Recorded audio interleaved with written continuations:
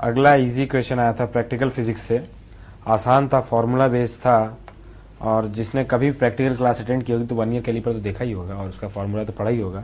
Question क्या था कि आपको दिया है vernier caliper has 1 millimetre marks on main scale, 1 millimetre marks on main scale, यानी मेन स्केल रीडिंग का एक डिवीजन 1 मिलीमीटर का है। कहा गया कि 20 equal division on vernier scale match with 16 main scale division, यानी 20 vernier scale division is equal to 16 main scale division. तो 1 वर्नियर स्केल डिवीजन किसके बराबर हो गया? 16/20 मेन स्केल डिवीजन। पूछा लीस्ट काउंट बताइए। लीस्ट काउंट का फॉर्मूला बहुत ही आसान है, बशर्ते आपको मालूम हो। Least count is equal to 1 MSD minus 1 VSD। 1 MSD, VSD की वैल्यू दी हुई है 16/20 MSD, ये हो गया 4/20 MSD, बेसिकली 2/10 MSD, या नहीं 2/10, हाँ 1/5 MSD। MSD की वैल्यू दी है 1 मिलीमीटर, तो कितना आ गया ये? 0.2 मिलीमीटर। आसान था, बस आपको फॉर्मूला क्या याद रखना है? ये वाला। ओह,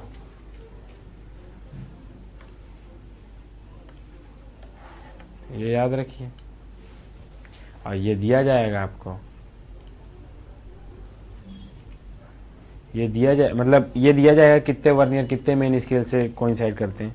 जनरली क्या दिया जाता है कि 10 VSD कोइंसाइड विथ 9 MSD, और कहा जाता है MSD का वैल्यू है 1 मिलीमीटर। फिर पूछा जाता है लीस्ट काउंट, तो वो आ जाता है 0.1 मिलीमीटर। क्यों? लीस्ट काउंट क्या होगा? 1 MSD माइनस 1 VSD। यहाँ से आपको दिख रहा है कि 10 VSD is equal to 9 MSD, 1 VSD is equal to 9/10 MSD, तो हो गया 1/10 MSD। तो एक और क्वेश्चन आपका हो गया। आसान है, एक ही फॉर्मूला आपको, ये देखिए हर जगह काम आएगा, 1 MSD माइनस 1 VSD। चलिए तो फटाफट बात कर लेते हैं अगले क्वेश्चन की। ऑप्टिक्स का क्वेश्चन था, बहुत ही प्यारा क्वेश्चन। कहा गया कि a biconvex lens of focal length 15 centimetre is in front of a plane mirror. उसका मैंने डायग्राम थोड़ा सा बना लिया था, जिससे ये रहा। फोकल लेंथ दी हुई है कितनी? 15 सेंटीमीटर। फिर कहा कि the distance between lens and mirror is 10 centimetre. ठीक है भाई, ये 10 सेंटीमीटर है। फिर कहा कि small object is kept at distance 30 centimetre. ऐसा करते हैं, ये फोटो हटा लेते हैं, और जिससे अब प्रॉब्लम सॉल्विंग थोड़ी आसान हो। वापिस आऊँगा, डिस्कस करते रहेंगे।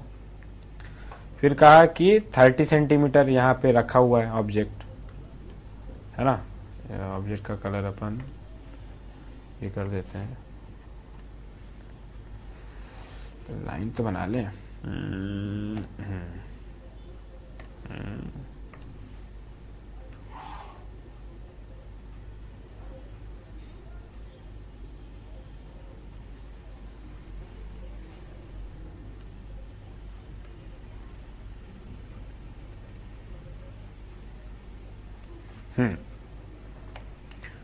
कहा कि 30 सेंटीमीटर पे आपका ऑब्जेक्ट है, यहाँ पे कितने पे? 30 पे। फिर पूछा है final image will be formed at, option दिए हैं, फाइनल इमेज के कैरेक्टरिस्टिक्स बोले हैं, और ऑप्शन में क्या दिए हैं? एक मिनट, ऑप्शन लिख दें क्या? चलिए लिख देता हूँ। ऑप्शन में क्या है? वर्चुअल होगी क्या, वर्चुअल होगी कि रियल होगी, ये पूछा है। फिर कहा है कहाँ बनेगी? 16 सेंटीमीटर फ्रॉम मिरर और 20 centimetre from mirror, from mirror, ये पूछा है। इन शॉर्ट मतलब कॉम्बिनेशन किया है, virtual and at a distance of 16 centimetre, virtual and at a distance of 20 centimetre, real and at a distance of 16 centimetre, real and at 20 centimetre. तो आपको ये बताना फाइनल इमेज। तो बहुत आसान है, बशर्ते आप ऑप्टिक्स थोड़ा बहुत भी अगर जानते हैं तो आप ये क्वेश्चन आसानी से बना लेंगे।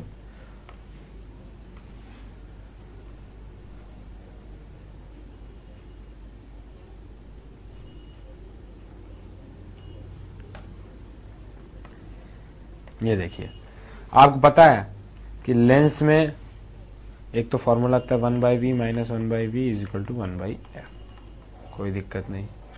यहाँ देखिए फोकल लेंथ 15 सेंटीमीटर है, तो सेंटर कितनी दूर पे होगा, 30 सेंटीमीटर। अगर ये सेंटर पे यहाँ ऑब्जेक्ट रखा है तो वो कहाँ बनेगा, आप भूल जाइए भी मिरर रखा, वो कहाँ पे बनेगा, 30 सेंटीमीटर इधर। तो बेसिकली पहली इमेज जो होगी वो 20 सेंटीमीटर यहाँ बन रही होगी। फिर क्या है, लेकिन बीच में मिरर आ गया तो ये इमेज यहाँ नहीं बन पाएगी। तो अगर रे डायग्राम में ये ऐसे जा रही हैं तो यहाँ से टकरा जाएंगी और इधर मुड़ जाएंगी। अब आपको पता है कि प्लेन मिरर क्या करता है, जितनी डिस्टेंस पे ऑब्जेक्ट हो उतनी डिस्टेंस पे इमेज बनाता है। और अगर रियल ऑब्जेक्ट है तो वर्चुअल इमेज, वर्चुअल ऑब्जेक्ट है तो रियल इमेज, रियल ऑब्जेक्ट है तो वर्चुअल इमेज, वर्चुअल ऑब्जेक्ट है तो real image. Distance of image and object is same. ये देखिए यहां पे क्या है, ऑब्जेक्ट मिरर के पीछे बन रहा है, आपको दिख रहा है कि नहीं, मैं आ ही जाता हूं। ये जो ऑब्जेक्ट है ये मिरर के पीछे बन रहा है यानी वर्चुअल है, तो इसकी इमेज क्या होगी, रियल बनेगी। रियल बनेगी, कितनी डिस्टेंस बनेगी, जितनी डिस्टेंस पे ऑब्जेक्ट है। ऑब्जेक्ट आप देखिए 20 सेंटीमीटर पे है तो 20 सेंटीमीटर आगे बनेगी बेसिकली। तो इसकी जो इमेज होगी वो 20 सेंटीमीटर आगे कहीं बनेगी। अभी यहाँ इन्वर्जन मायने नहीं रखता, फिर भी मैं उसका ध्यान रखूंगा।